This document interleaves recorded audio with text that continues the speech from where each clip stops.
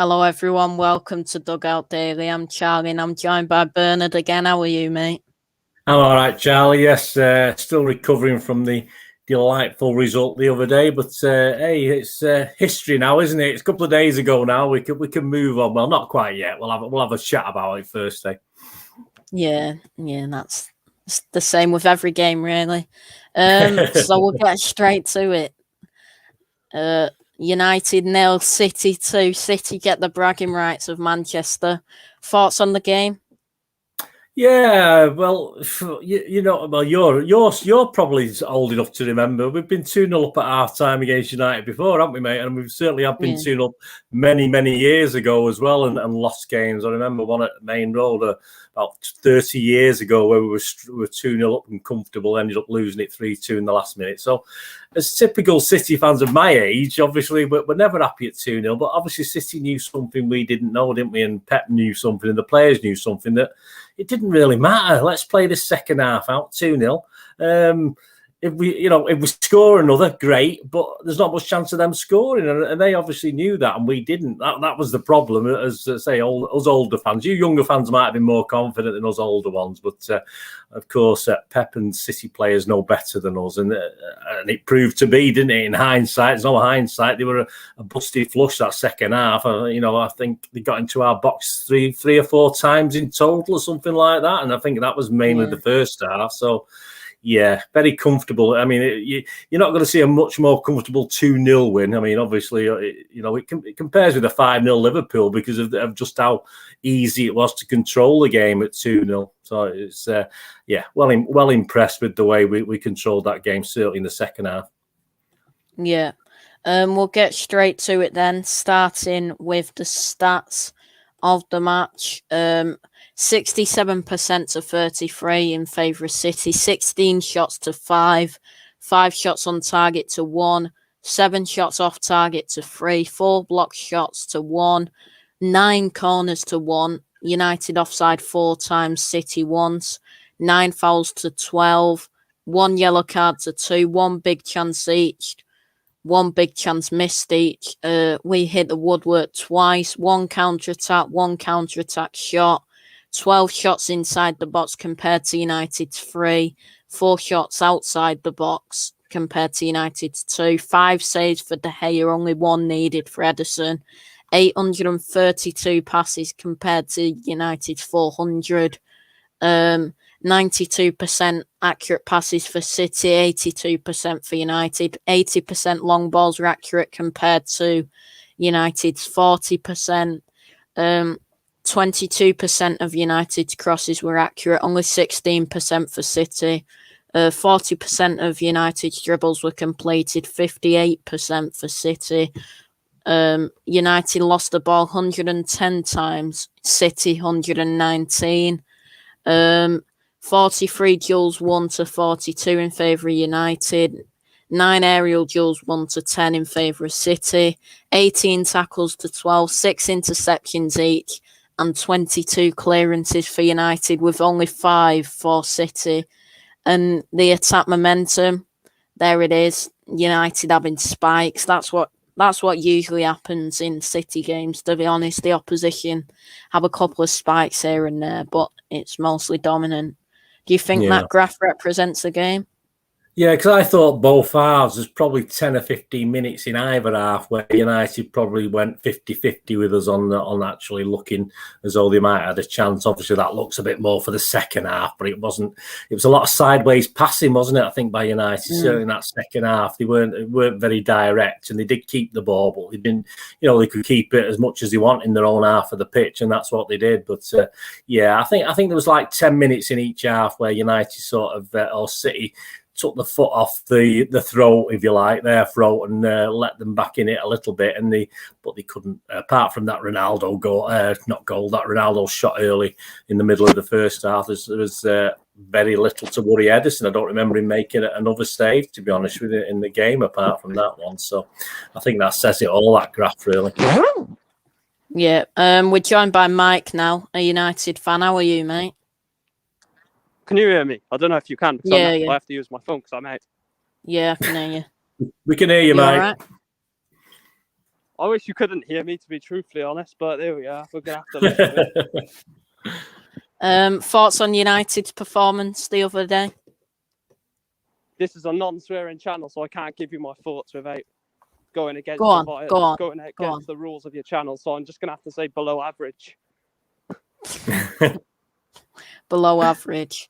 So we'll go through the players then. We'll start with United because I know you can't be here for long, Mike. First of all, De Gea, 5 saves. I'll tell you the player ratings now, Charlie. Go on. David De Gea 6, everyone else 3. Simple as that. We'll go to City then because that didn't need much talking. Ederson, we'll start with you. Everyone else 10. Bernard. Ederson, 1 save from inside the box, 27 touches, 92% accurate passes, 2 long balls accurate out of 3, and that's it for Ederson. He didn't have much to do, really, did he? No, just that 1 save from Ronaldo, who obviously always likes to hit the target, at least, doesn't he? That's what I like about him. And I felt we got a little bit lucky with how it rebounded out. I thought Mason Greenwood could have done a little bit better with the rebound, to be honest with you. But obviously it went out for a goal kick. But I think he was being harassed by a defender. I can't remember the City defender, Charles. I don't know if you remember or Mike remembers. Yeah. But he sort of fluffed it. But I think he was under pressure from the City guy. But Ederson, it's one of his, obviously. There was an image on Twitter today of a guy lying down, just kicking the ball out when it's coming to him in the goal, and it's just that sort of game where he just didn't have to do anything really apart from that Ronaldo save in the first half. Yeah. Next up, then Mike's dropped out. Kyle Walker, 1 interception, 2 tackles, 4 ground duels, 1 out of 4. Non-aerial duels, 1 out of 2. 10 times he lost a possession, was fouled once, 122 touches, 91% accurate passes, 1 key pass, 1 out of 1 crosses were accurate, 5 out of 8 long balls were accurate, 1 big chance created, and 1 out of 1 dribble attempts were successful. Thoughts on Walker's performance? Yeah, I think we said in the preview, didn't we? I was a bit worried because we may have needed his pace. I mean, as it turned out, I could have probably coped on the day, to be honest with you, with the pace of what United threw at us up front. But I was dead happy he played, and that late fitness test was a big boost. But he showed up the right, no real problems, and again, just a typical Walker disciplined performance, and he looked pretty good. I think he put a couple of good crosses in as well, which is not like Walker, but I'll take it all day long. Yeah. Next up then, John Stones, 2 clearances, 5 out of 6 aerial duels were won, 8 times he lost a possession, 72 touches, 88% accurate passes, 6 out of 7 long balls were accurate, and 1 shot off target. Thoughts on Stones' performance? Yeah, well, he does what he's been doing. That's only his 2nd game in the Premier League this season, and you wouldn't think so looking at his performance. Obviously, all the defence had a reasonably easy time of it, let's be honest about it. But everything he did, I don't remember, he just looked cool. He's just cool on the ball, and he brought it out as he would do. And I say, he's my guy next to Diaz 99 times out of 100 anyway. And I thought he was as solid as ever in this game. Yeah. Next up then, the guy you just mentioned, Ruben Diaz. 2 clearances, 1 block shot, 1 tackle, 2 out of 3 ground duels were won. None out of 1 aerial duels were won. Once he lost a possession, 1 foul, 91 touches, 99% accurate passes, 3 out of 4 long balls were accurate, and 1 out of 1 dribble attempts were successful. Thoughts on Ruben's performance? Yeah, I think that tackle that was mentioned there once was Fred, wasn't it, on Fred? I thought probably put him out for the game, to be honest with you. I don't know. I don't remember Fred being the McFred combination causing too many problems for anybody, to be honest with you. But I mean, Stones and Diaz, they're for me, they're a match made in heaven, and they enjoy each other's company and they pump each other up. And just to me, Stones and Diaz, total coolness and good play personified in that game. Great centre half performances against, admittedly, a bit of a weak opposition on the day, but. You can only do what you can do. What's in front of you, can't you, mate? You can't change things. You can't you can't perform any better than what pressure you put under. And Diaz and Stones, excellent for me again. Yeah. Next up is Cancello. 1 assist, 1 interception, 4 tackles, 6 out of 8 ground duels were won 16 times. He lost the possession, 1 foul, offside once, 125 touches, 89% accurate passes, 1 key pass, 1 out of 3 crosses were accurate, 4 out of 5 long balls were accurate, 2 shots on target, 1 shot off target, 1 shot blocked, and 2 out of 3 dribble attempts were successful. Just before I let you talk, I just want to quickly play this clip.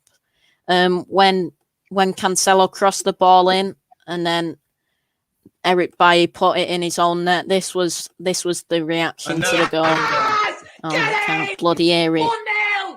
Can you? Yes! Get in! 1-0! Come on! An absolute disaster class there.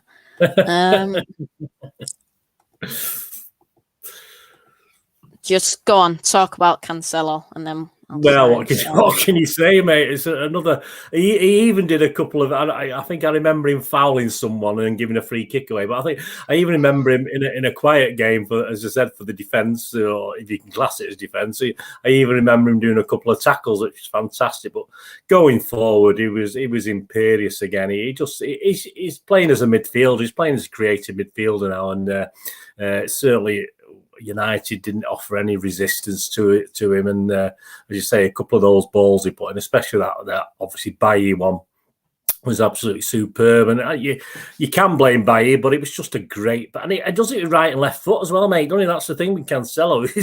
His right foot's pretty good as well, because he's a right back, isn't he? And obviously, but he can swing it in with his left as well, and that's what we need. He's a great utility player if you think about it, isn't he? Because he can play right and left back as well, or right and left midfield, or who knows, right and left winger, mate. In all fairness, the way he's going, he can play everywhere. Stick him in net, he could do a job. Doug said... No, that's Walker. Let Walker have that. That's his job. Yeah. Doug has said Edison could have had a pipe, dressing gown and slippers on so easy. And he's given Cancelo man of the match. We'll ask you for your man of the match after. But I have sorted it out. Let's just quickly watch this clip. Yes! Get in! 1-0! Come on! Enough. Absolute scenes. 1-0. I was a bit calmer. I wasn't. I'm always nervous. So. Well, it's only early days, mate. Wasn't it? You still had 80 odd minutes left at that stage. You know? Bit early. Yeah, but to take the lead at Old Trafford, there's not much better feelings. To be honest. We do it a lot these days, mate. You don't get carried away. We do it all the time these days. Have you noticed all the United fans have gone hiding as well? Yeah, coincidence. And you know what, mate? There's a few at work, and I didn't wind them up because they wind me up when they beat us, but I just don't bother. I mean, what's the point? You could see the sheepish faces, as they're walking round. I mentioned it to a couple, but you can't. I couldn't rub it in. I shouldn't feel sorry for them, but I do. But there you go. Ollie's at the wheel. Next up, then, Rodri. 115 touches, 94% accurate passes, 1 key pass, 8 out of 8 long balls were accurate, 1 shot blocked, 2 out of 2 dribble attempts were successful, 3 out of 6 ground duels were won, 3 out of 3 aerial duels were won, 8 times he lost the possession, 1 foul and was fouled once. Thoughts on Rodri's performance? Yeah, I mean, if you look at the size, it's like, I mean, United are quite a big team, actually, usually, when you look at them lining up. But he just looked head and shoulders above anybody else in that midfield. He was just, again, strolling. I always worry about games like this because I do worry about Rodri. But obviously, he came out of the Brighton one in pretty well, and they're a big team. He's certainly come out of this one strolling around that pitch. Obviously, sort of he bossed it, mate. Didn't he? Let's be honest about it. He just bossed it. Obviously, with obviously at times that's where I thought United would sort of have 4 or 5 men in that midfield, but it never sort of worked out like that. He just sort of went deeper and deeper, and he loved it. I think he loved it. I think he revelled in it. It's great. I mean, I don't think United's midfield would have bothered my best Sunday team when I used to play for a Sunday team, to be honest with you, the way they played yesterday. But yeah, Rodri again, another very, very good game for Rodri. Yeah. Next up then, KDB. I just quickly want to say they kept kicking his ankles, trying to kick him out of the game. But KDB played the whole 90 minutes unluckily for United. 113 touches, 91% accurate passes, 4 key passes, none out of 3 crosses were accurate, 8 out of 10 long balls were accurate, 1 shot on target, 1 shot off, 2 shots blocked, 3 out of 6 ground duels were won, 1 out of 1 aerial duels were won, 13 times he lost to possession, 1 foul, was fouled twice, 1 interception, 1 tackle, and was dribbled past once. And with the heat map in the top right, he was all over the pitch. Thoughts on De Bruyne's performance? Yeah, it's funny, isn't it? Because you would say he had another quietish performance, I think, compared to what KDB normally does. But you could see little shoots of what KDB can do. But yeah, of the team that played, he was one of my, if you like, standard marks as opposed to some of the best ones. So yeah. He was 70. He's not 75% KDB. Was quite happy in that game. He didn't have to do too much, and what he did was okay. He didn't do anything fantastic. It was just that's what I want from Kevin. I don't want all the fancy stuff. If it's not quite working, do the basics. And I think more or less that's what he did. He didn't have to do anything more, did he? Really, in that one. No. But I said he's not quite at it, but I was quite happy. I was a bit worried that he'd get fat. I was a bit worried he'd get injured. I was hoping Pep would take him off, but it looks as though we got through it all right, despite the actions of a couple of United players right at the end of the game, which I thought was a bit nasty and not very good. But no, it was all right. It was okay. Let's say that it was okay. Obviously having him on the pitch is frightening for the opposition anyway, no matter how he plays. So because you just know he's got a moment of magic in him. So one of his quieter games again, but I was quite happy again. Yeah. Doug says Ronaldo should have been sent off. Do you agree with that? Well, he's got previous, mate, and he's a bit petulant. You think of the Liverpool game, was it, where he kicked that ball at that guy on the floor? Yeah. He didn't just kick it. He just didn't kick it, did he, mate? He wellied it. He should have been sent off for that, in my opinion. That wasn't a bookable.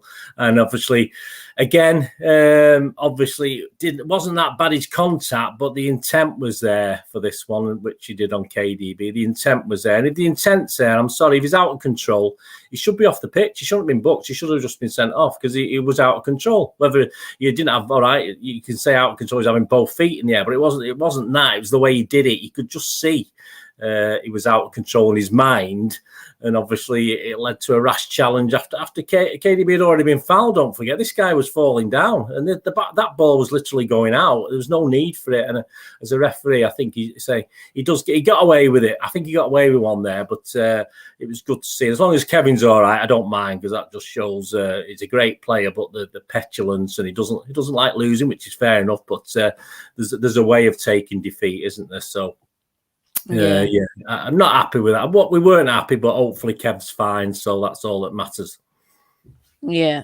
Nippon also says United get battered everywhere they go, which I love to see. Next up then is Ilkay Gundogan. 71 touches, 85% accurate passes. 2 out of 2 long balls were accurate. 2 shots off target. 2 out of 2 dribble attempts were successful. Hit the woodwork. 1 big chance missed. 3 out of 6 ground duels were won. 10 times he lost the possession. 2 fouls. Was fouled once, and 2 interceptions. Thoughts on Gundogan's performance? Yeah, I mean, if I had to sort of put the City players 1 to 11, obviously you'd probably put at the bottom Edison because, well, no, I wouldn't put at the bottom Edison because at least he made one good save. But I would put Gundogan pretty much at the bottom because I was a bit disappointed, to be honest with you. Other people said he played well. That big chance he missed was the one that sort of led to a goal eventually, wasn't it? It was the first goal where, because I think it was a cross from Walker. What was it? Walker had crossed it in. Yeah, Walker crossed it in originally. And he sort of, rather than put the ball on target, he just sort of side-footed it just across the box to nobody. You know, I just expect Gundogan to finish far better than that. I think his finishing's letting him down at the moment because he's getting in good positions. But if he can't stick the ball in the net, and we know he can because he's done it before. So personally, I thought he was, you know, as I said, I didn't give any City player a low mark when I did my markings. I give them all a standard mark. But if I had to personally put them in order, I thought Ilkay was probably one of our weaker players on the day again, which has happened, like KDB, has happened a few times over the last few games. So it is a bit of a worry. As I say, we do need goals. And if he can't put these balls in the net, it's a bit of a worry because I always think he can do that. I think he's one of our midfielders who can score goals. But I think he's going through a bit, like KDB, he's going through a bit of a patch at the moment. But say other people think he's doing okay. So as I said, like I think Stuart Brennan gave him 8 out of 10. I didn't give him that high. But for me personally, I don't think he's quite at it still. It's not the first chance in front of goal he's missed recently. So I think he has to improve that side of his game. Yeah. Definitely. Next up is Gabriel Jesus. 1 shot on target, none out of 4 dribble attempts were successful, 73 touches, 87% accurate passes, 3 key passes, 2 out of 12 ground duels were won, 1 out of 3 aerial duels were won, 20 times he lost the possession, 2 fouls, was fouled once, 1 clearance, 1 tackle and was dribbled past twice. Thoughts on Jesus' performance? Yeah, the stats aren't great, are they? But I thought he played well. Actually, I thought he was a nuisance, certainly on the right hand side. Obviously, he didn't, as I expected, as I say, because I was a bit worried whether it's Grealish. If Grealish played, I thought, well, if he doesn't play it, hopefully Jesus would play, and obviously he did. But he was a nuisance. He's got plenty of skill, but as I say, he does lose the ball. I don't like him coming back and tackling because he does tend to give the fouls away. But as long as it's in the opponent's half, I'm not too worried about that. So I don't think United had a free kick anywhere near our goal, did they, yesterday, from any foul or anything like that. They didn't get that far up the pitch most of the time. But yeah, he is, again, not his greatest game, but I thought he was a willing, a bit like Bernardo. Well, he's willing to always get the ball. He doesn't always, but obviously Bernardo does a lot with it. Jesus sometimes doesn't, but he's a nuisance. The nuisance factor for Jesus when he's not playing particularly well is all well and good. I'll take that. I'd rather that than other players that perhaps are on the pitch and don't do it, sort of get chances and don't do anything. At least Jesus will, shrug himself down and go again if he doesn't do anything right. He doesn't mad over things. He just gets on with it. So yeah, I thought it was okay, but again, not his greatest. But it was a pain, wasn't it? It was a pain to United, and that's all that matters. Yeah. Next up is Bernardo Silva. 90 minutes played, of course, everyone had 90 minutes played. 1 goal, 1 shot on target, 1 shot off target, 2 out of 4 dribble attempts were successful, 86 touches, 94% accurate passes, 1 key pass, none out of 2 crosses were accurate, 1 out of 2 long balls were accurate, 5 out of 10 ground duels were won, none out of 1 aerial duels were won, 11 times he lost the possession, 3 fouls, was fouled once, and 2 tackles. Thoughts on Bernardo's performance? Well, Bernardo's the first name on the team sheet, mate, at the moment, isn't he? He's guaranteed that spot as long as he wants it. He was, again, wonderful. I mean, topped by that goal, of course, that he never gave up on it. He didn't give up on it. It was typical poacher's goal. And I think I said to you, Charles, I've been saying a couple of times, I want him to play further up the pitch. I think he's carrying too much, and he got the chance to do that against United because of how they were playing. And I think it worked. That just showed what he can do when he's in and around that box, because he's got wonderful skill. He never gives up on anything. Even if he gets the ball and perhaps he doesn't dribble past someone, there's a chance he'll win it back and go again. It's just an absolute. If Jesus was a pain to United, Bernardo was a total demolition job, wasn't he? To him, I think any team in the world at this point in time, you could name your price for Bernardo. I think he's absolutely amazing and on fire at the moment. And they say that goal just topped it off for me. It's absolutely brilliant, and all credit to him. He didn't give up on it, and that's all that matters. Another fantastic performance. Yeah. And the final player, because we didn't make any subs, Phil Foden. 1 shot off target, 1 out of 2 dribble attempts were successful. Hit the woodwork once, 82 touches, 95% accurate passes, 2 key passes, 1 out of 10 crosses were accurate. 4 out of 11 ground duels were won.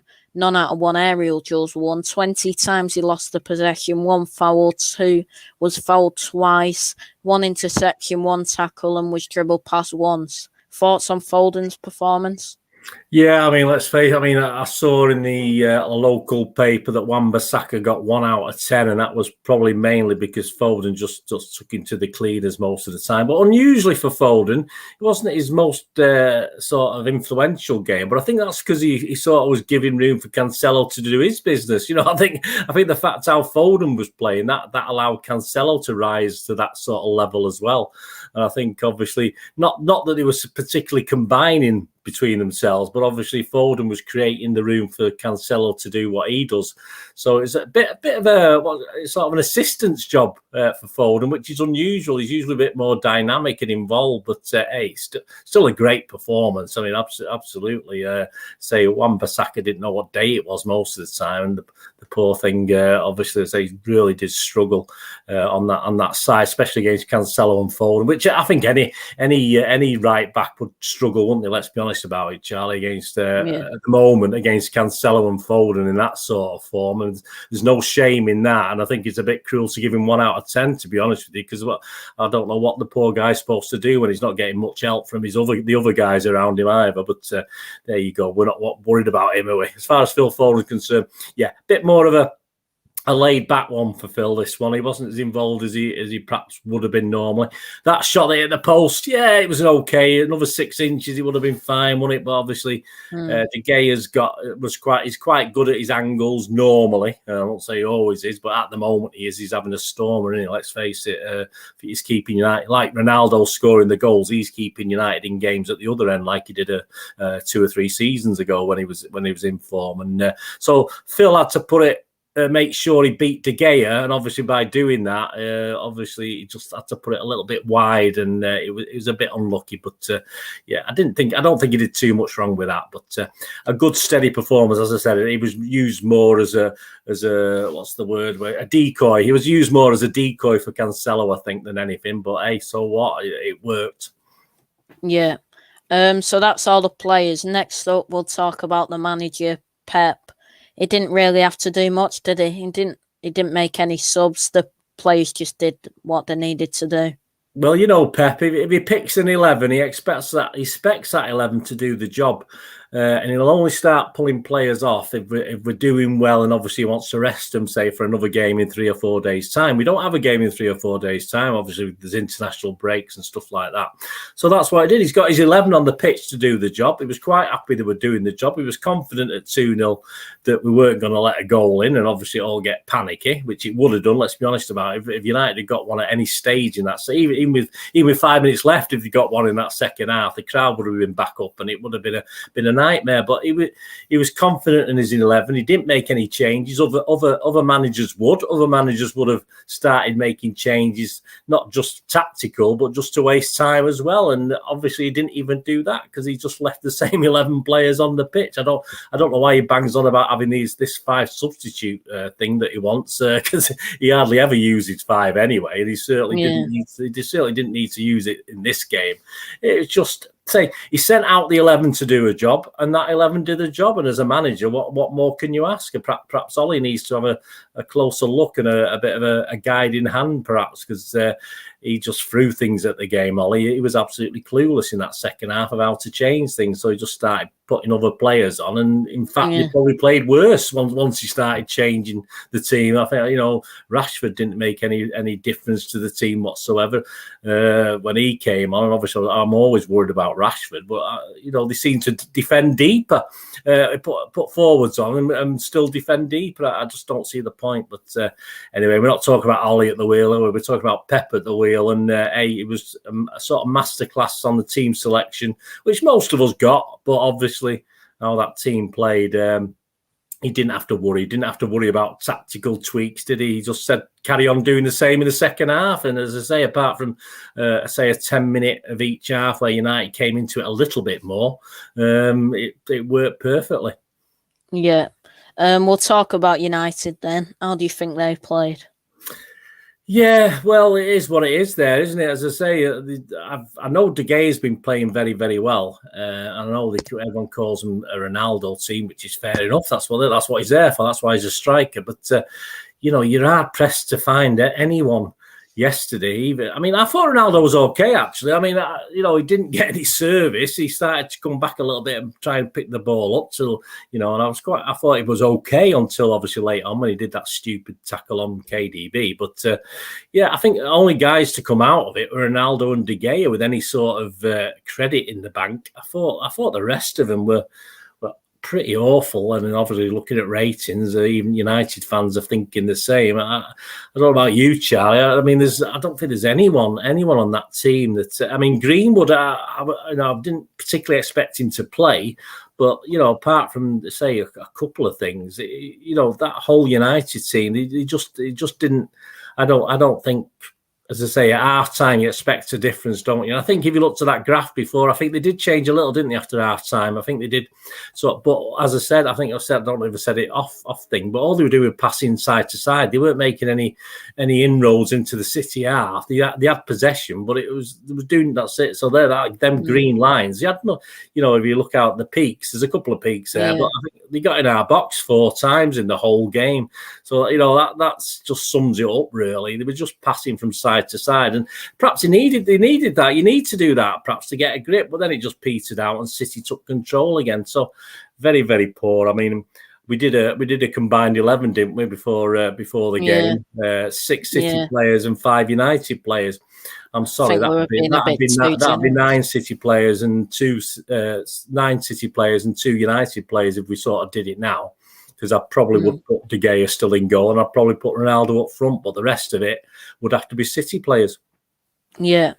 Next up then, the referee, Michael Oliver. How do you think he did? Well, we've not talked about the penalty, have we, with Jesus? I looked at it. You look at it in replay, and it does look as though the ball deviates slightly, that he got a toe to it before he took Jesus out. I'm not sure what the rules are on penalties, because if he hadn't been fouled, could he have still got the ball anyway? You know what I mean? So that's a penalty, surely. I don't know what the rules are these days with these things, but if you look at how Michael Oliver saw it, there was a great angle from behind Oliver's head. I don't know if you saw it, Charlie, where the angle was looking over his shoulder. And on that view, it's a clear penalty.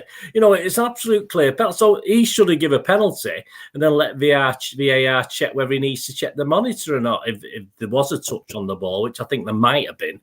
So I'm a bit confused because under that pretext of what I saw, Oliver should have given a penalty and he didn't. So on that basis, say Oliver's Oliver, isn't he? We know what Oliver's like. He does all right. He does some of the big games, and because he's equally bad for both teams, it doesn't usually matter. But it's just from one of our top referees is pretty poor, but we know that. But as I say, that looked a stonewall penalty to me from Oliver's point of view, and he just immediately pointed for a corner. So as I say, I think VAR would have got involved then, and whether it would have been given as a penalty, I'm not 100% sure. It's not conclusive. So if he points for a penalty, it probably would have stood as a penalty, wouldn't it? Because obviously VAR probably wouldn't have overruled him if he's not sure. But if he'd looked at the monitor, knowing Oliver, he would have reverted his decision and put it back to a corner. But yeah, he's useless, mate. He's not like most English referees, UK referees. He's useless. He's just a waste of space.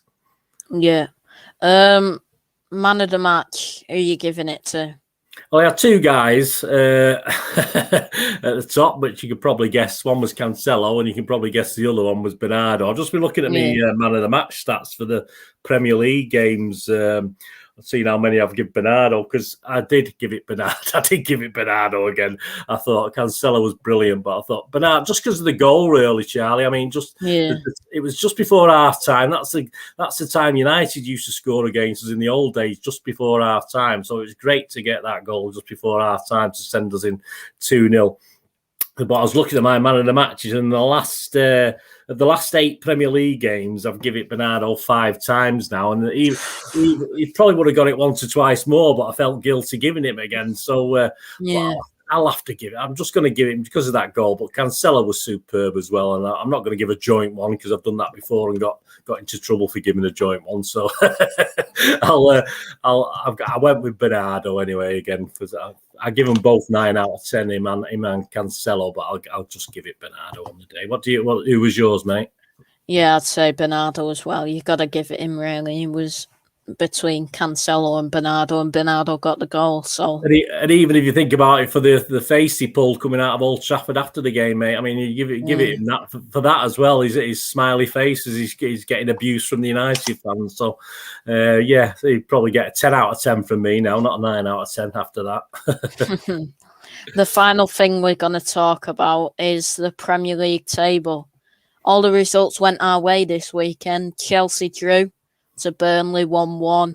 West Ham actually beat Liverpool, and of course United lost. So we're up to second place on 23 points. United down in 6th with 17, with 3 points off Chelsea going into the international break, on the same points as West Ham in 3rd and 1 point clear of Liverpool in 4th. It was a perfect weekend really for City, weren't it? It certainly was. I mean, we don't have another international break till next season now, next year now, do we? This is it. There's none before Christmas, is there now?